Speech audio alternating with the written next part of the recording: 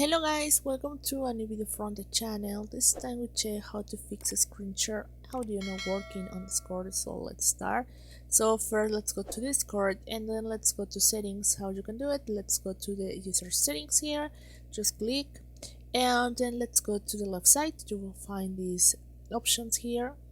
Just you have to go to the settings, voice and video, and then you have to check here if everything is working correctly, the output volume, the input volume, and you can check the test here if this is working. As you can see, my microphone is working correctly, and then you can go to this per input sensitivity. If you want to down, you can do it, or if you want to turn on. Okay, now you have to check these options that everything is activated and there is no anything when I speak here. If you can do it, you can activate it.